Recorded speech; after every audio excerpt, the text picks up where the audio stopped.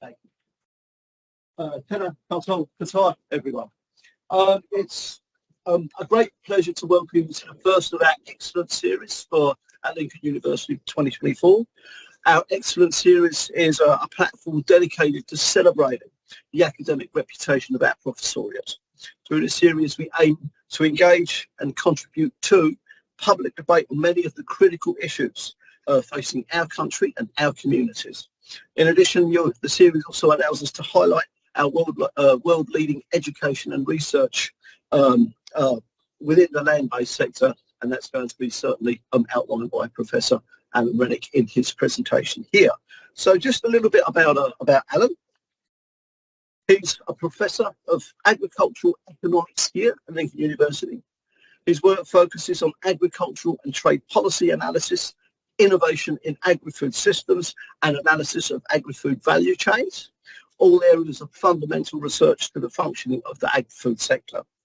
While much of Alan's career has involved applying economic analysis to address the efficiency, effectiveness, and equity of the EU Common Agricultural Policy, more recently he's been focusing on the economics of existing and novel land uses in New Zealand and technology adoption more generally. Alan is the Lincoln University Research Chair and Associate Dean of Research for the Faculty of Agribusiness and Commerce. So it's my great pleasure to introduce to you Alan Rennick.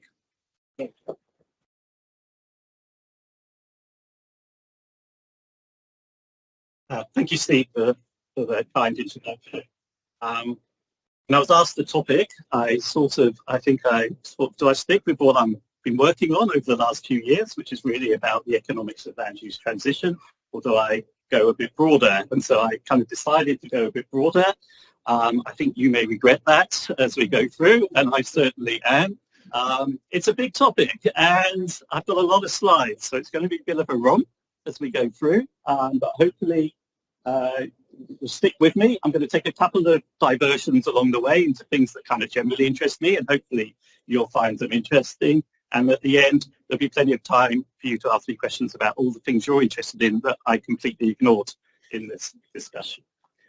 So the title, Nourishing Resilience, I kind of like this idea in a way that the food we eat is meant to nourish us, and we may have some issues around whether that's what's happening in our food system at the moment.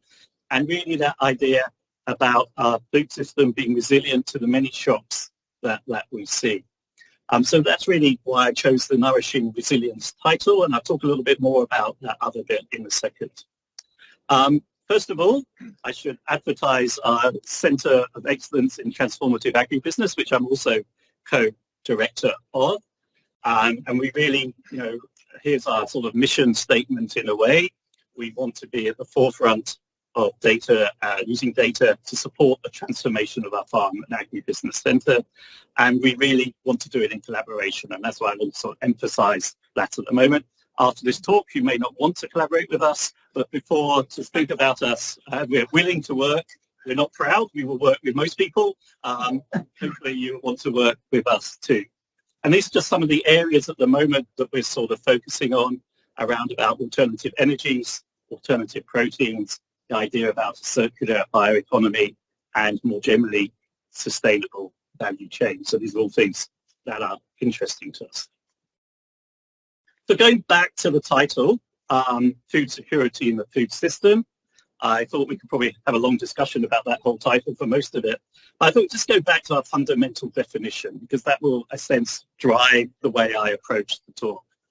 So food security exists when all people at all times have physical and economic access to sufficient, safe and nutritious food that meets their dietary needs and food preferences for an active and, if we'll stop there, healthy life.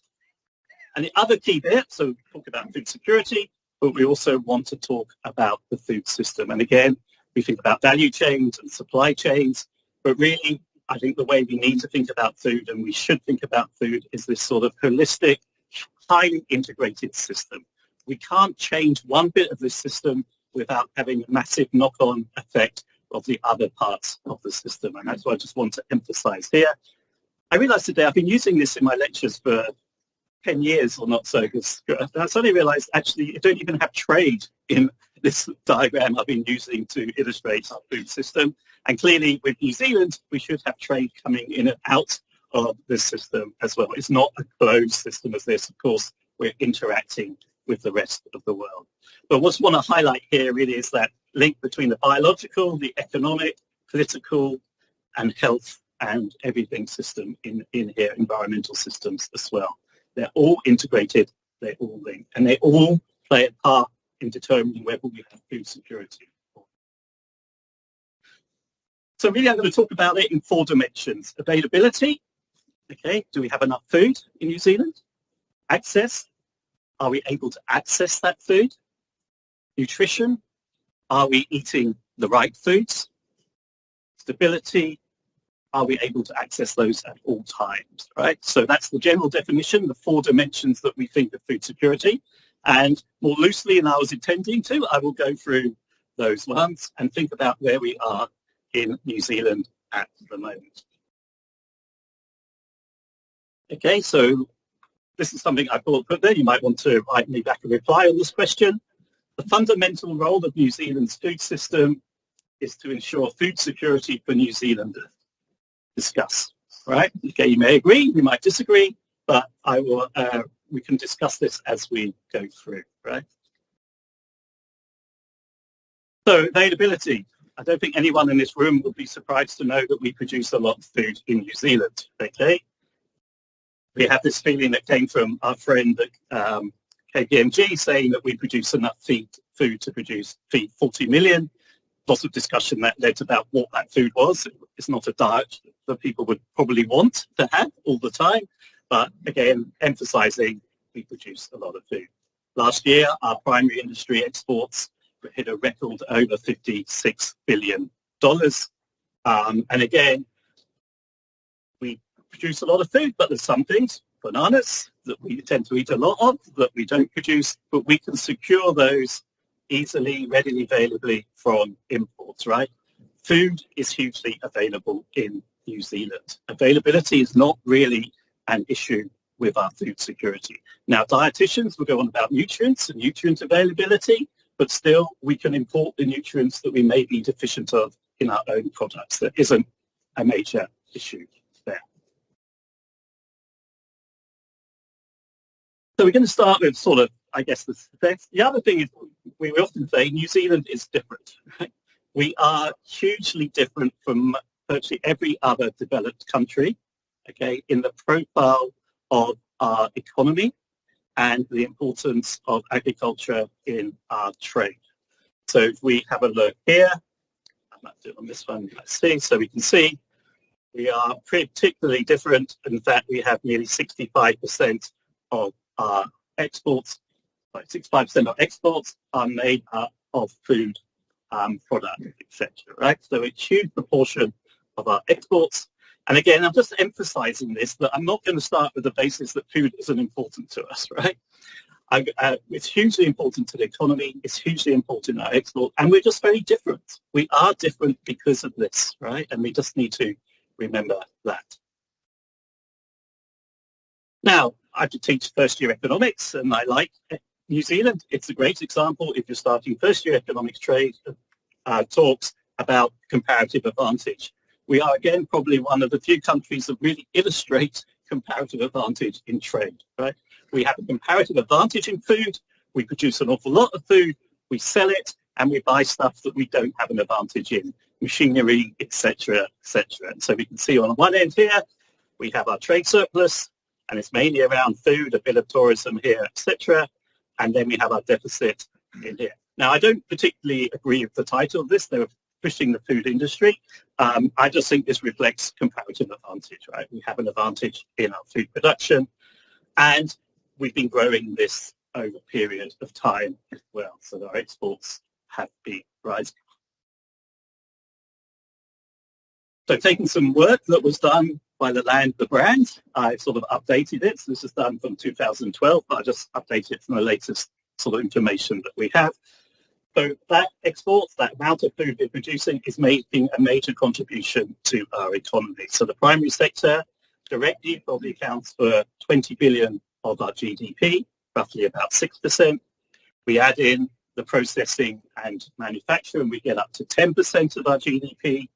We then add in the indirect effects, so this is all the companies that are supplying our manufacturers and our agricultural sector. It gets up to, we're up to 50 billion, yeah, 50 billion, 14% of GDP.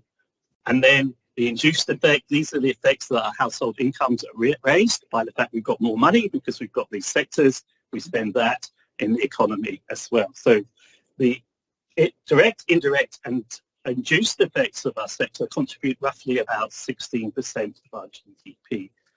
Food is fundamental to our economy, right? And we can highlight that in many different ways. And we can show over time that it's growing, right? So this is the contribution to GDP from 1991 to 2022 by the different sectors here we can see, and we can see the upward growth. Now, it hasn't adjusted for inflation, which is as a good economist I should have done, but I just want to illustrate the point here. And if we add in processing and manufacturing, we can see that growth over time as well into our GDP. But just one point I would make, and this is like, I guess, another bit of classic economics we want to talk about. As a proportion of GDP, the sector is declining, okay? And this happens in most developed countries as economies grow richer, the share of that economy that's made up by primary sectors declines. So we've gone down from direct effect, from roughly about 16% about 30 years ago. Now we're down at about 10%.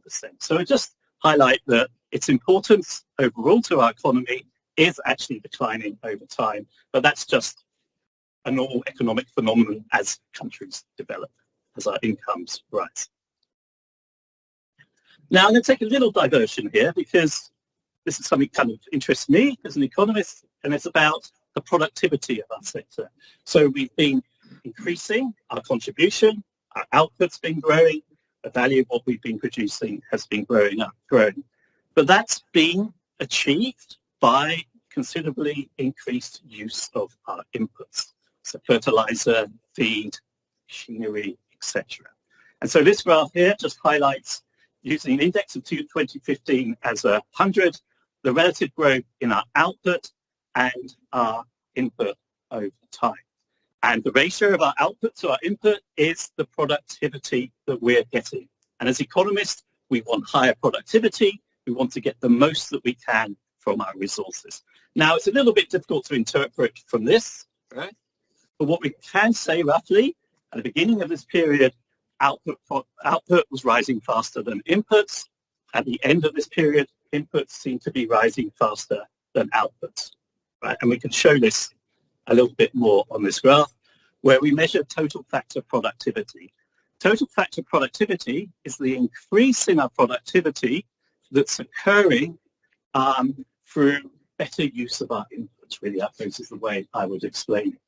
And we can see from a long time ago, 1961, our total factor productivity has been growing, the blue line here, but we can see over the last 20 years, it's pretty much plateaued, right? And there might be an issue we want to talk about there. The green line there is the world, and the world's total factor productivity occurring there. And we see that's been growing more consistently than us. And we can break this down in time period and show. So the blue bars here are New Zealand's total factor productivity. They're growing 1%, over 1% a year between 61 and 70. But what I'm going to say is let's quickly move to the end point of this. Here's where our concern is, right? Between 2001 and 10, our productivity fell. Our increase in the use of inputs was faster than our increase in outputs, right? And now, to 2010 to 2021, we have a very small increase, right? So we've got some challenges before I even talk about anything else in our sector around the productivity of what we're doing. And we always pride ourselves in comparing ourselves to the world. But actually, if we look at our relationship to the world here, so this is our total factor productivity growth compared to the world average.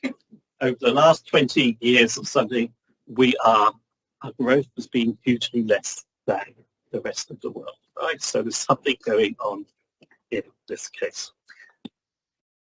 The point I'm trying to make here, and I guess it's going to lead me to the next point, is are we buying output and at what cost? Right? So our output's been increasing, but we also can recognize here as fertilizer and feed are just two examples, huge increases in the inputs that we're using to get that output. And that obviously then leads, what's the implications of those major increases in inputs that we're having on what's roughly a fixed area of land in New Zealand, right? So fundamentally we have increased land to some extent, we've moved land about, but what we've now got is a hugely increasing level of inputs on our fixed area of land. And really, again, it's something I've used quite a long time, this slide here, success has come at a price. And with our food system, that's very clear. We're pushing up against our boundaries, particularly around the environment here. And we've had a successful growth model, but we're now facing challenges, scarcity of water, greenhouse gas emissions, biodiversity, erosion, etc., etc. And we can see that this is becoming more of an issue. Okay, so the last state of food and agriculture by FAO focused very much on the hidden costs of food. Now they say hidden, but I don't think they're quite so hidden anymore. I think we're very aware of these additional costs of food, but we've seen work in the UK, the hidden cost of food, the US, total cost of food, right? It's becoming much more prevalent trying to understand what these hidden costs are. So if you look at the FAO study, they very kindly, if you go on there from New Zealand, they give you the figures for the New Zealand. So here, they're estimated of these hidden costs, and this is what it composes of. So there's issues about climate emissions, water withdrawal, land use change, nitrogen use. Okay, so they're just focusing on those four. We're not talking about biodiversity loss. We're not talking about a lot of other things that we should probably be considering. And they also consider the health implications of our unhealthy dietary habits, okay? So altogether, and these are in US dollars in purchasing parity, okay, they estimated that our external costs from our agriculture are 22 billion, our food system are 22 billion per year, right?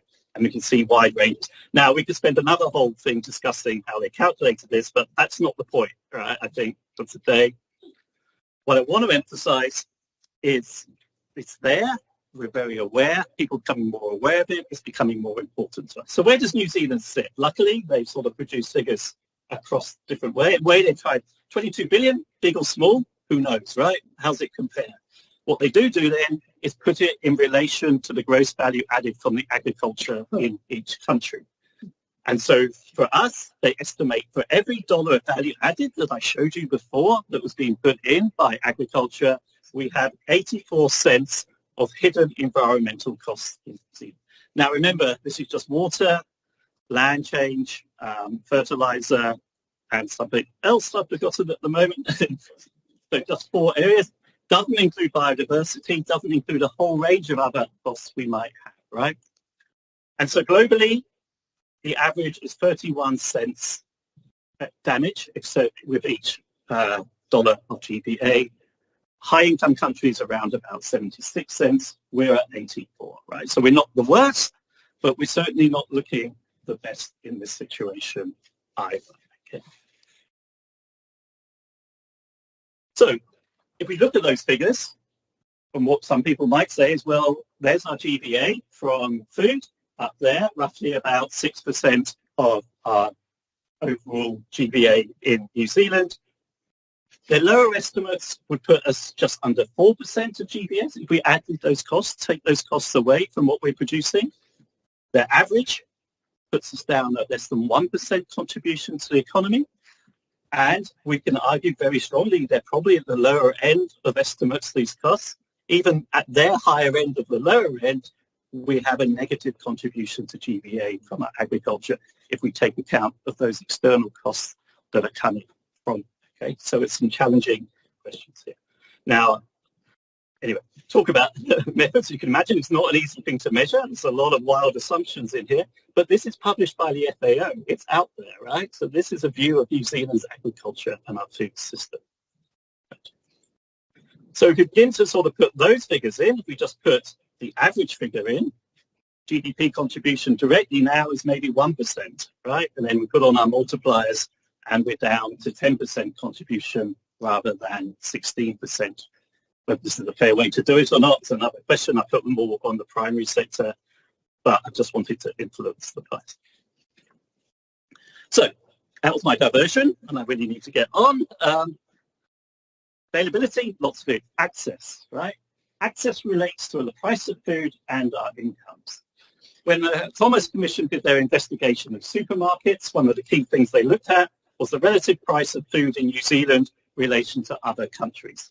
And we have very high price of food. We look at all the OECD countries, we have the 5th highest food prices of them. When, again, trickiness, trying to how you work out to compare it, okay? But they've done it, and we're here. Everyone to our left, we're up, above our food prices. Everyone below has lower food prices, right? We have high food prices in New Zealand. Now, huge number of reasons why that's going up. We also spend, kind of related to the previous bit, the 4th highest per capita expenditure on food and drink in the OECD, right? So we're spending more money on food as well, and that has obviously implications for access. Recently, we've been going through a period of high price inflation. That also is going to have an effect on the accessibility of our food. And we see stories about, trolleys being abandoned in supermarkets because people realize they can't pay, lots of stress about it, lots of problems coming from that. And lots of work undertaken about, we're a wealthy country, but we have food insecurity in the sense of people. Food runs out often or sometimes. Now, the last 2 years, actually, it's kind of gotten a bit better. It'd be interesting to know what happened the last year here. But say 2019-20, 20% of children had lived in households where they said that food runs out often or sometimes, right? And this is in New Zealand we're talking about here, okay? So fundamentally, there's another issue in our food security about access. Now, if we begin to split that down by income, we begin to see clearly where the problems are arising. And if we get up to our most deprived neighborhoods, we're up to 30% now, but that's been as high as 45% of households run out of food sometimes or often, okay? Now, of course, we get to the other end, it's much less amongst all the academics we have here. Okay. And again, probably not surprising, if we break that down by ethnicity, we also begin to see major difficulties here, particularly in the Pacific population, but also the Maoris. Now, the positive news is, if you look at these trends, they're probably going the right way for us, but they're still pretty high, okay? So we still have a fundamental access issue. Third dimension, nutrition. So yes, there's plenty of food. Unfortunately, we're all eating a lot of rubbish food, right? A lot of that food that we've got is basically not particularly healthy for us. Okay, ultra-processed foods, particularly now, I think have been identified as the #1 evil for us. But on the left here, we can see, in terms of fruit intake, vegetable intake, vegetable and fruit intake, we are a long way below what we should be. So only about 50% of what a diet we should expect in some of these, and down to 30% for vegetable and fruit intake together, okay? I'm not going to label this because I'm going to run out of time, but hopefully you're all with me. We've got a fundamental dietary nutrition problem in New Zealand. Again, in the OECD, we have the 2nd highest levels of obesity. Now, again, it's not as simple as that because the composition of our population and things you have to take account and the implications of the different ethnicities and things. But, again, dietary risk factors are by far the biggest contributor to health loss in New Zealand. 17.5% comes from it, okay? We're spending 36% of our food bill on unhealthy food and drinks. Again, where's the burden of this really lying? On our lower income deprived population, right? So it's a real equality, fairness issue coming out through this as well. I'm not expecting you to read all this, but clearly all I'm trying to argue from this thing, we live in an obesogenic environment, right? And this is what they're sort of arguing here. It's quite hard for us within this environment to actually have good nutrition. A lot of people will argue that. Now, in the FAO report, they also look at those health costs arising from poor diets. And this is where we sit here. So this is as a proportion of our GDP. So they're looking at just about 0.5% of our GDP, but we're not the worst here. But again, it's you know, globally, actually, interestingly, in that report, diet and health costs are much, much higher than the environmental costs of agriculture in terms of the hidden costs, right? They are actually much higher, though we place a lot of emphasis, I think, on the environmental. Now, access to nutrition, and like all these things, it's a system. They're clearly linked. This is some work that Puneet and I have been doing recently, looking at how the prices have changed of certain types of food over the coronavirus pandemic and since then. And if we just look at that top line, that what price is rising the most, okay, dairy, fruit, and then we have vegetables rising very fast higher. What we see is, we can put this probably clearer if we look at here, this is the relative price of unsweetened food, of sweetened processed foods to these other goods, dairy, fruit, vegetables, etc.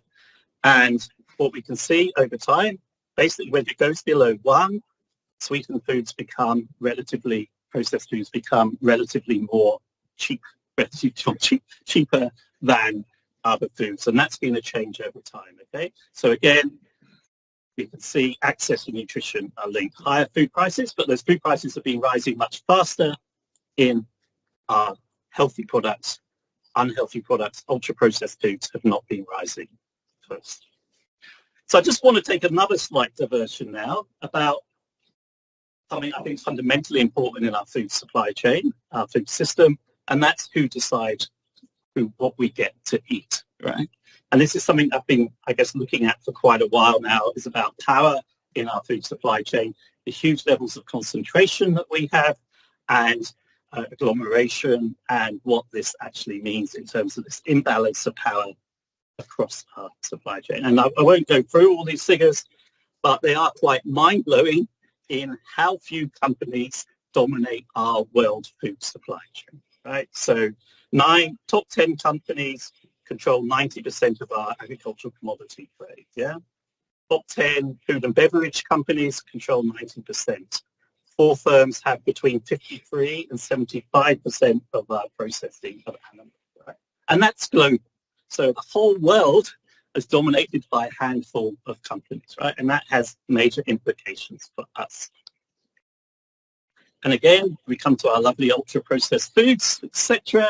We find really it's a handful of companies that are providing us with that choice we think we have. We don't have choice. They're controlling our market.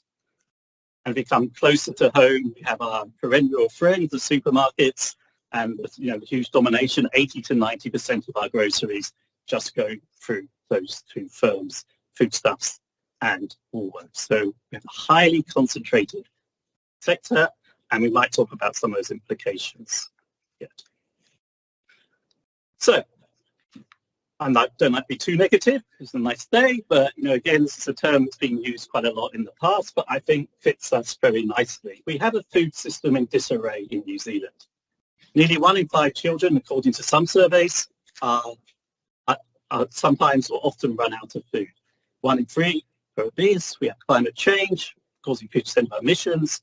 There's imbalance of power, high levels of food price inflation. And I haven't even gone on to food waste and biodiversity loss yet, and you'll be pleased I won't, but we just emphasize those points here as well, right? And again, we can see many, many press things talking about this. And then things are going to get worse, okay? This is just going to really cheer us up now, because our world is becoming more unstable, more shocks, more shock frequencies occurring, and the severity of those shocks are increasing. Well, of course, we can think about climate change, and we've seen a lot of those shocks in New Zealand over the last few years, but also geopolitical shocks. The wars are increasing. Virtually everything you can think about has been increasing over time, right? So we're getting more challenges. And we can think about that, about our stability. How are we able to ensure our food security over time with these huge range of shocks that are going on now? I'm running out of time on this, so I won't spend too long, but again, hopefully you'll be with me. Okay, just last week, a ship carrying around 21,000 tons of fertilizer was sank in the Red Sea. We import an awful lot of our fertilizer. It's a major chance of that. Largest risks predict extreme weather events, critical change to Earth systems. We know about this. We don't need to talk too much on this. What's driving up major problems? Pandemic, obviously important in the 20s, 21, 22. War in Ukraine having major impact on us. And the cost of these shocks to our system are huge. So this is the estimated cost of Cyclone Gabrielle on the horticulture sector, and major costs in terms of reestablishment, cleanup, land loss. And if we're going to have these more frequently, it's going to have major impacts on our food system. We rely hugely in this country, as we've shown, on trade, right? Trade in our food, trade in the inputs for our food. The global trading environment is becoming more hostile, I suppose. I mean, some people call it the weaponization of trade.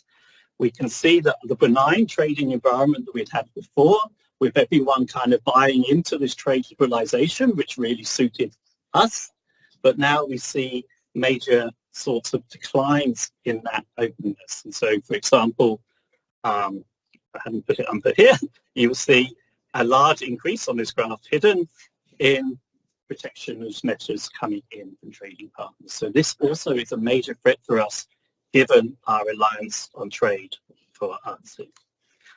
And this brings me, I guess, back to one of my little other diversions, is where does food security start? Yes, we produce enough food for 40 million, but we're not producing that with inputs that come from New Zealand, right?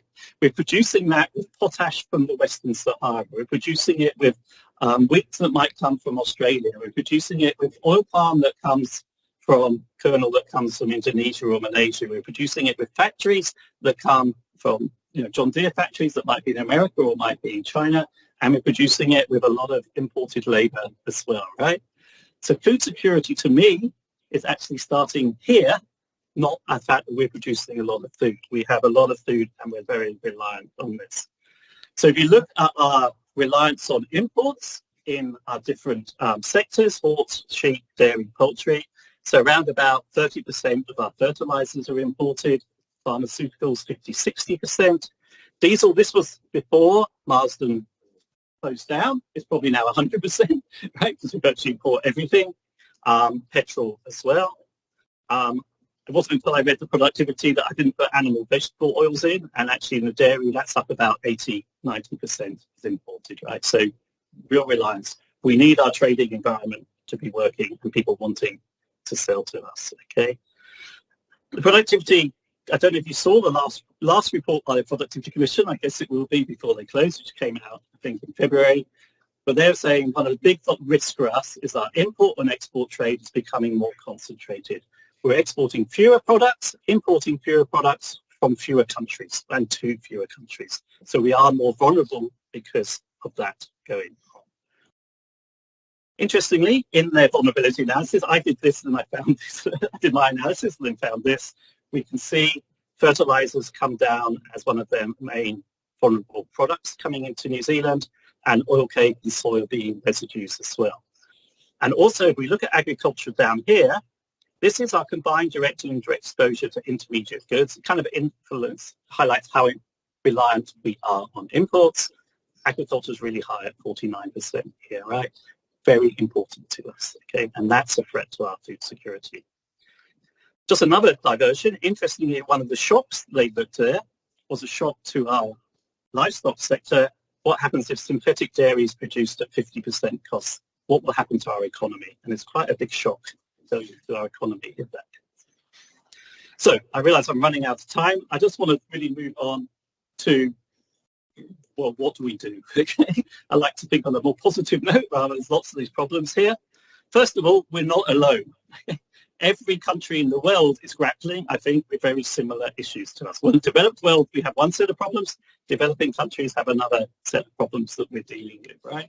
But the hidden costs, the diet issues, all these are major challenges. And there's a lot of work going on right across the globe trying to think about food system transformation, sustainable food systems, rethinking our systems, whatever it is.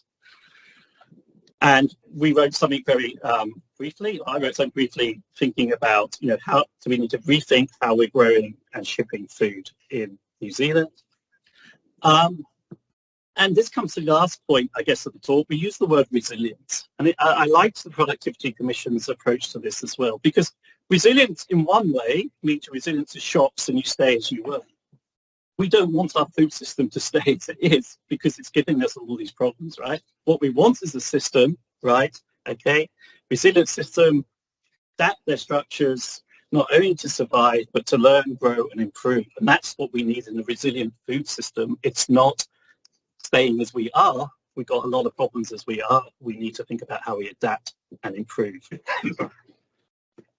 And a lot of people have a lot of views on how we should be developing these things.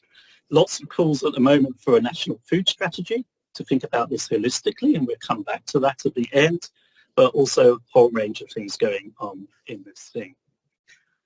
So we're going to think of production and distribution. I think I've done other talks on diversification. I haven't got time to go there today, but we need to diversify what we produce, how we produce it, where we buy from, and where we sell to. Okay, that's simply the answer to diversification.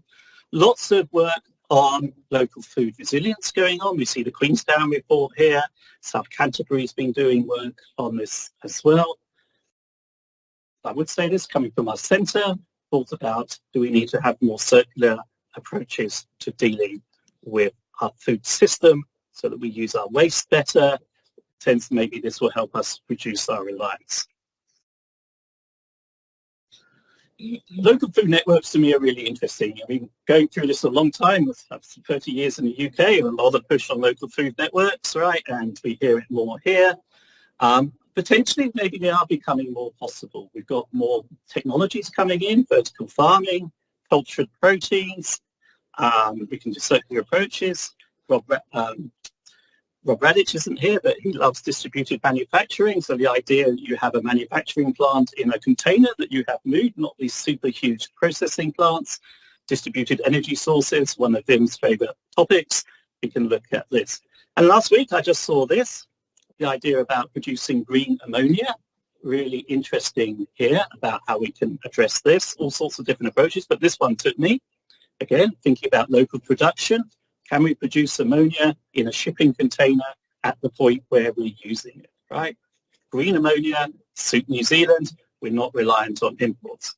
But I think it might be a little while till it's fulfilling what we need. Basically, the guy was very ambitious and very proud that he reckoned by 2025 he'd be able to produce a ton a day of ammonia from this. If you see our amount of imports at hundreds of thousands of tons, we're a little bit away from solving this problem at the moment, but maybe we can get there. And again, when thinking about this diversification, there's many different ways that we can get there. We can diversify our businesses or our landscape. But I really just want to move to an end now thinking I haven't really explored the local stuff hugely, and I'd be happy to discuss more. But this is a study I used to use in my teaching in the UK when we talked about short supply chains versus our globalized, industrialized ones. And we call it Beware the Local Trap, okay? So many assume that eating local food is more ecologically sustainable and socially just. And we argue this is the local trap. There's nothing to argue that local food systems are more likely to be sustainable or just than systems at other scales. Fundamentally, there's no reason for them to be more just or more sustainable, right?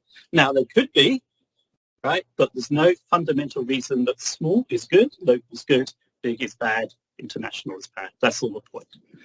And I guess this is a call for more research, and I say, we just don't know. We talk about it a lot in New Zealand, but we don't know about whether or not it might give us more resilience but will we lose some efficiency in our system? What extent can we trade off efficiency and resilience in our food system?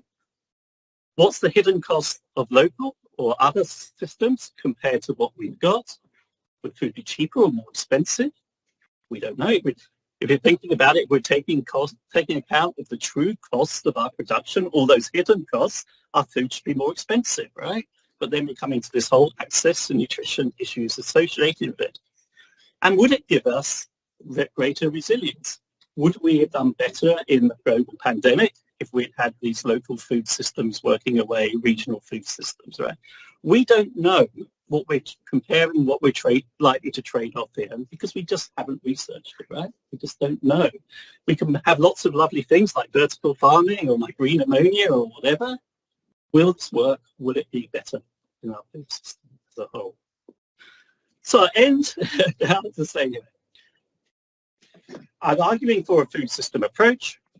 What we see when we're dealing with our food system is that we deal with individual parts. So the Commerce Commission here, study looking at supermarkets and their role to play, and that we need to introduce competition, deal with all sorts of things here, break up the monopoly, maybe introduce another set of supermarket chains here, make them treat their contracts nicely, have mediation, etc. But we've got lots of ideas for individual parts, but we need to take a holistic view to our food system, right? And again, we're back to this food system. We need to think about it holistically, because solving one issue in the supermarkets is not going to engender us food security, right? And it might lead to other unforeseen problems if we're not careful. And following on from our friends at the Productivity Commission, again in their report, fundamentally, we need research and investment in research and development into our food system to be able to improve our productivity, maybe improve food security, transform the system. We perform badly in this as well. We're not investing in New Zealand in the research that's going to get us to a more food secure food system. And just, I like this graph. I just finished really with this. So this is scientific publications. Okay. Back in 2000, we were roughly producing the same amount of publications as China was. Okay. Now they're producing over 80,000 a year. And we've gone up a bit actually. Our positive thing is lost by the scale here. We have gone up. We've gone up from 1,000 to 2,000 or whatever by it. Okay. But if you also look at the productivity of Chinese agriculture, it's consistently gone up in this time. Right? And if you look at Brazil, apart from our friend Bolsonaro, is it Bolsonaro? I can never remember, coming in, and what he did to their thing, right? Their productivity increased dramatically, and their investment in research increased dramatically, right? There's a very strong correlation between what's going on in these countries. Okay. Now, of course, we might not say the papers are going to solve all the world's problems, but it's an indication of the investment in research that I'm using here. So in my own little small way, I'm involved in a project run by SNI and Wakatu on this as well, exploring future food system scenarios and impacts. And this is what we're trying to do here. And really, at the end, is produce some sort of model that has a holistic view of our food system, that we can begin to try and investigate some of these things that I've been asking. Right. And so finally, food security in the food system. And the last thing I'd say, I think it's too important to lead to the market. The market's got us where we are today. I'm not sure the market will get us out of this. It may not, with green consumption and things like that. But actually, we need to have a discussion, and we need to think as a society how we're going to get to a secure and just food system. Thank you.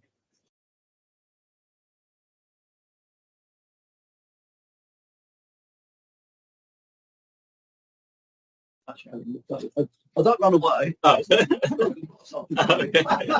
you're still not allowed to run away. So that's a thank you from us for a fantastic presentation. Thank you very much. I guess we've got time for just a few questions. I can start the ball rolling if you like. And we've got one here. So thank you very much for a really amazing talk.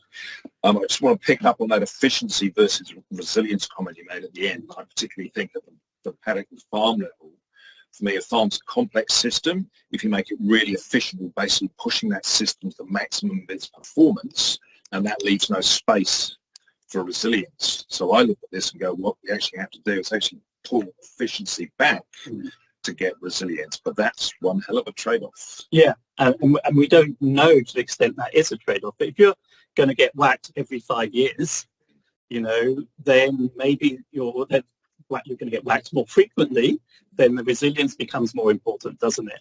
And therefore you get your efficient system, you're going to lose your crop more often.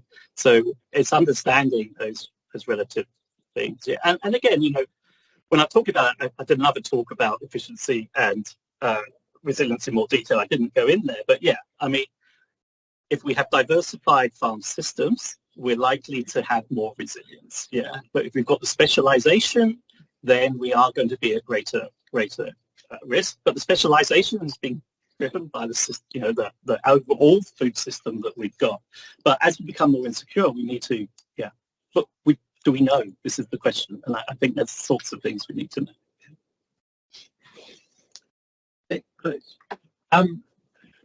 You not just argue that efficiency is resilience over time, and with that hypothesis, how does the New Zealand election cycle, which have different perceptions of the importance of the market, provide a strategy that's sustainable over a sufficiently long period? Yeah, and I think we would argue of lots of things that the election cycle probably does that. But actually, you're right, because we could start making progress, and then completely different perception of the role of the market will come in. And again, climate change, in theory, we've got laws that are non-party biased, if you see what I mean. They're enshrined, and therefore they're things that will occur where we've got Labour or National in, or ACT, or anyone else like that. So yeah, I think it is, the difficulty is it's long term, and the market is short term, and that's the problem for us, is that these issues are into the future, long term. How do we do that with short-sighted thinking? I don't know how we do it. Alan, talking about food security in New Zealand, is that really a feature of the food system, or really the fact about income minus housing costs? Right. Yeah, well, I mean, access is about our incomes. Yeah, and so, again, there was a lot of discussion recently, I think, wasn't it, about, you know, a lot of the poverty, etc., nutrition issues can be related back to income. So if we raise our incomes, then we may offset some of these food insecure issues, but it doesn't necessarily tackle our dietary and our other, you know, insecurity is about nutrition, not just access. But yeah, access has got to be driven by income. Yeah, I agree. Yeah, and if you've got high housing costs, then that's taking a large chunk of that money too. Yeah, I mean, really, it's free money, isn't it? It's income less any expenses. If your expenses are going absolutely through the roof, which for a lot of people, let's face it, they are. Yeah, that's certainly driving a level of inability to actually access healthy and nutritious food. Any questions? Oh, in the back, please. Yeah, thank you. I'm Bet from Te Whatuora. I come at this with a sort of a population health lens, and I'm just curious as to how that you or any other academics who are taking research will undertake the research that you've spoken about productivity and farming practices and economics and all of those sorts of things, but continue to centre the population at the heart of that research, because ultimately it should be driven by the consumer, by the people who live here. Yeah. I mean, I have to say, I mean, I guess, as I've said in a lot of other talks, I really deliberately didn't say it today, is, you know, we don't decide what's grown in New Zealand, right? People in China decide what we grow in New Zealand, Australia, Europe and stuff. They're sort of determining our farming systems in New Zealand. As a population, we have actually very little say in that, because we have very little impact on the demand for our products. And I think you're right. I think it's really important that we do think about it as that's why I kind of put that question at the beginning, right? The question I put at the beginning was, should our food system be about our food security, right? And our health and nutrition? And that's the question. But at the same time, I would argue it's not all about local. We need to export, and that's why I was trying to argue at the beginning. And our access to food, because we're making money exporting food that we can buy here as well. So it's all kind of linked together. But yeah, if our system isn't providing, if we've got insecurity in households in New Zealand, our food system's failing fundamentally. So we do need to address our food systems. That's what I'd say. Yeah. I think we'll have two more questions and then we'll go out for nibbles and you can talk to Alan afterwards. So there was a gentleman there, I think, who put his hand up first, or at least I saw it first. Relative to other countries, Alan, in our ranking of, according to The Economist, we're 13th as the most food secure country in the world out of 113. Top of the ranking is Finland and bottom of the ranking is Syria. Everything in between. Yeah. Given that we're at 80% food secure, is this something that we should really be a major focus for us, or are there bigger challenges to tackle in the New Zealand economy? Oh, I would say the issues we've got with diet and health, the costs to our economy that are coming down our way from diet and health, which is the aspect of food security that we're looking at, are so large that we need to tackle them, because the benefit of our tackling them is large and the cost of us not tackling them is very large too. So I would say nutrition and health and our dietary passions are so, but also I guess I would argue we're looking at the inequalities associated with this, right? And I think as a country, we should be addressing the levels of inequality that we've got. So I would say we need to invest in it. Now, we don't know what the costs and benefits of this are, okay? There may be huge benefits from sorting out some of these problems that flow onto the rest of the economy, okay? And so therefore, it may not be costing us to resolve this problem. It may just be a win-win situation. I don't know. But, okay, we're 13. It makes you worry about the rest of the world, doesn't it? Okay? We're in this state, okay? And we're actually one of the better ones in the world according to the way they've calculated it. But I think we've got major problems. And we had a question from here, please. Yeah, you really early on you showed the graph with comparative advantage. Now, our comparative advantage is quite unusual compared to other sort of more developed nations. Yeah. And is that locked in because of our history and because of the influence of our history on our politics even today? And if you were to sort of like go, actually we could change our comparative advantage, doesn't feel particularly advantageous to me to be sending bulk food products when we live so far away from so many parts of our markets. So what would you do to shift that product, that comparative advantage? How would you achieve that? And is there something more sensible that we should really be focusing on? Because we can clearly feed our people if we weren't so dependent on sending food products out the door. Yeah, and it's an interesting question. Now, also, again, if we took account of the true costs of our production, would our comparative advantage look like this? This is a question, again, because food has all these hidden costs associated. Yeah, and again, you're right. I mean, it is a quirk of our history and the way that we've developed in it. But I would still say we have a relatively small population. We have a lot of land. We have good growing conditions. We've good skill. But I feel we do have a comparative advantage in it. My view is that but we can do this and we can address our issues with our population. I don't think it's either or as such. I just think we need the conversation about how we do it. It shouldn't be one or the other. It should be about make the most of our advantage, but do it in a way that's not destroying it for people that live there. And I think we can do that, I think. But that's the bit about the strategy and the discussion and understanding where we are, I think. I might allow one bonus question. So did you have a question? Right, last one, please. All right, thank you.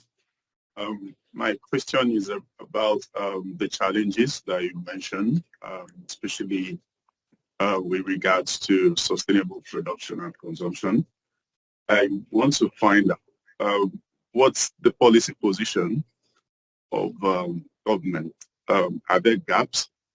If there are gaps, who should be responsible, should be held accountable?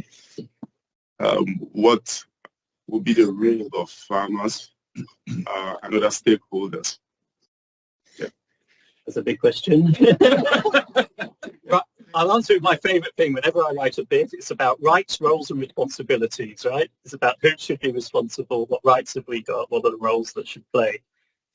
I mean, we live in a generally liberal market economy driven country, right? We don't tend to interfere too much. There is a general belief the market is going to get us here. So we don't have a food strategy. We don't have policies that tackle the food system. We have policies that might address individual bits like the supermarkets, like water quality, like things, but we don't have that overarching.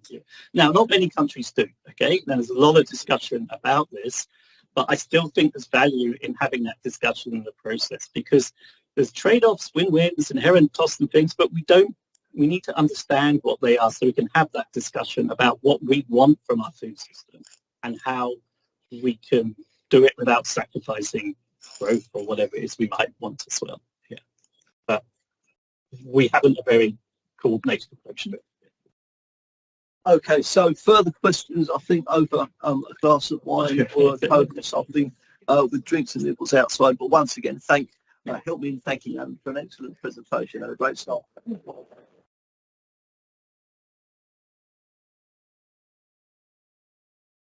Please join us out here somewhere.